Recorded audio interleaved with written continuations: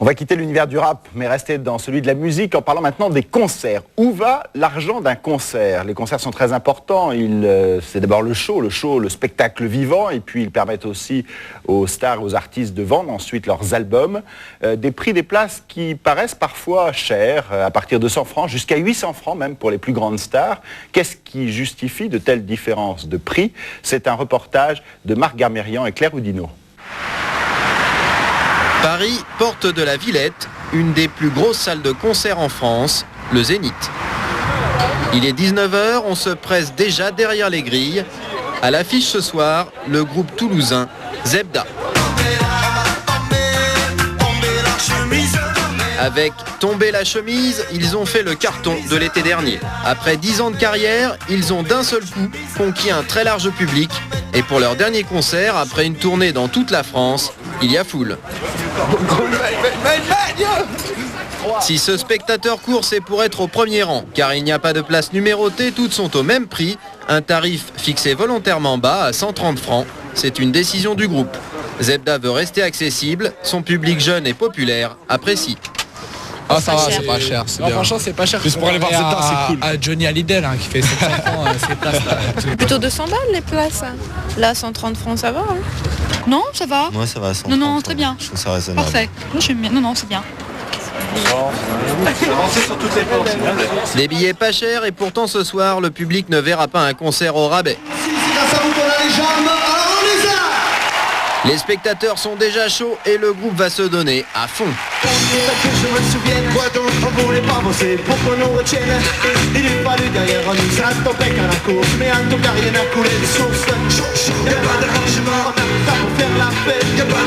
La salle est pleine, 6000 spectateurs à 130 francs par personne, cela fait une recette de 700 000 francs.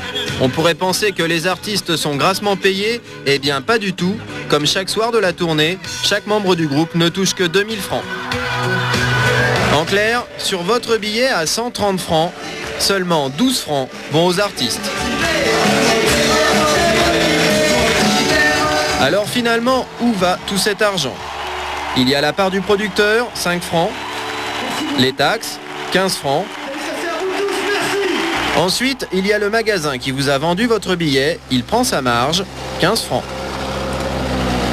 Mais ce qui coûte le plus cher, c'est tout cela. Le matériel et les techniciens qui montent et démontent la scène. Il y en a pour 46 francs. Reste la salle et son personnel, 37 francs. La salle, c'est Daniel Colling qui la dirige depuis 15 ans. Le patron du Zénith sait bien que les artistes fixent le prix du billet en fonction de leur cible. Les artistes visent des publics qui sont différents et j'allais presque dire s'adaptent à ces publics et y compris leur pouvoir d'achat.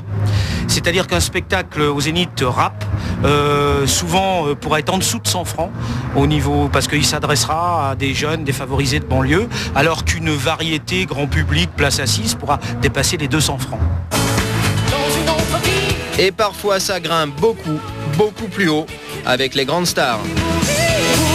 Le concert le plus cher de l'année 99, c'était Céline Dion en juin au Stade de France. Prix des places jusqu'à 800 francs. Il y a longtemps sur les guitares, Emmanuel lui donnait le jus. Dans ces prix-là, les concerts peuvent rapporter beaucoup d'argent aux artistes. Johnny Hallyday a fait 3 concerts au Stade de France il y a 2 ans. C'était plus accessible que Céline Dion, les places les plus chères étaient à 500 francs. Il a tout de même empoché 1,5 million de francs pour chaque concert. Mais Johnny ou Céline sont des exceptions. La plupart des tournées ne gagnent pas d'argent. Confirmation dans ses bureaux, ceux d'un des plus gros producteurs français de spectacles.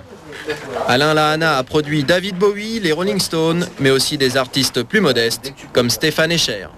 C'est pourquoi elle voudrait enfin, si je le permets, déjeuner en paix. Rappelez-vous, Déjeuner en paix il y a 8 ans. Depuis ce tube, le chanteur suisse mène une carrière tranquille, loin des hit parades. Pour maintenir l'intérêt de son public, les concerts sont indispensables. Alain Lahana prépare sa prochaine tournée. Aujourd'hui, il doit déterminer l'itinéraire. Et avant de choisir les villes où l'artiste jouera, il regarde les chiffres des ventes de disques par région.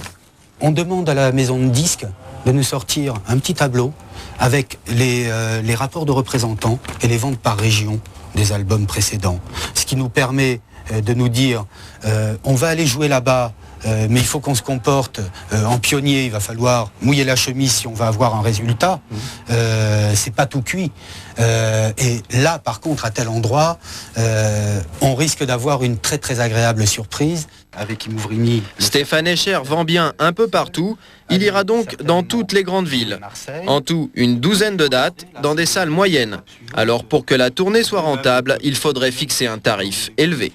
Si on voulait que cette tournée soit autonome financièrement, il faudrait qu'on joue en province sur un prix moyen supérieur à 220 francs. Ce qui est totalement impensable. Par rapport à notre public, ça serait une erreur. Avec Stéphane, d'une façon générale, on ne dépasse pas les 150 balles. C'est plus une opération pour nous de promotion qu'une opération de rentabilité. En clair, Alain Lahana sait déjà que la tournée ne rapportera pas d'argent. Alors comment va-t-il rentrer dans ses frais? Eh bien, c'est grâce à cet homme, Christophe Palatre, qui embrasse ici le manager de Stéphane Escher. C'est le représentant de la maison de disques. Tu vas bien? Ça va. Et toi? Alors, on y est? Alain Lahana va lui montrer qu'il a tenu compte des objectifs de vente d'albums par région. En échange, il attend un soutien financier de la maison de disques. On joue les principales grandes villes auxquelles on n'a pas encore touché. Ce que vous voulez, c'est super. Donc, par rapport à tout ce qui était mis en avant de disques et tout, je pense que t'as de quoi faire. Christophe Palatre écoute attentivement. Une tournée, c'est stratégique pour le développement commercial d'un artiste.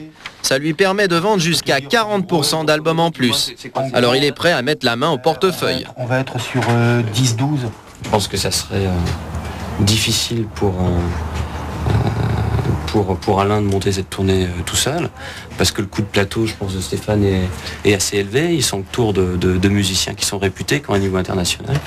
Donc notre rôle, étant donné qu'on va tirer, nous Virgin, directement des bénéfices de cette tournée, c'est aussi de les investir pour que cette tournée existe. Donc je prendrai une partie des frais de publicité classique qui annoncent la tournée. La maison de disques va donc payer les affiches, les spots de publicité à la télévision et à la radio. Et en plus, elle donnera directement de l'argent aux producteurs. Mais en échange, elle exige que la tournée coïncide avec la campagne de promotion de l'album. Je fais cette tournée 1 an et demi après la sortie de l'album. Je peux l'appeler, il me dira je suis désolé, je t'aime bien, mais t'auras pas un rond. On fera peut-être pas toutes les dates. À l'arrivée, la maison de disques va mettre au pot sur cette tournée de Stéphane Escher 250 000 francs, soit 10% de son coût total. Et tout le monde devra faire des efforts, même le chanteur. C'est écrit noir sur blanc. Stéphane Escher sera payé au même tarif que ses musiciens, 2 000 francs par soirée, comme les membres de Zebda. Un cachet de 8 000 francs par semaine. Pour un artiste confirmé, c'est plutôt le bas de la fourchette, mais il est prêt à un tel sacrifice. Il est compositeur, interprète et producteur de son dernier album. Chaque vente de disque lui rapporte 20 francs.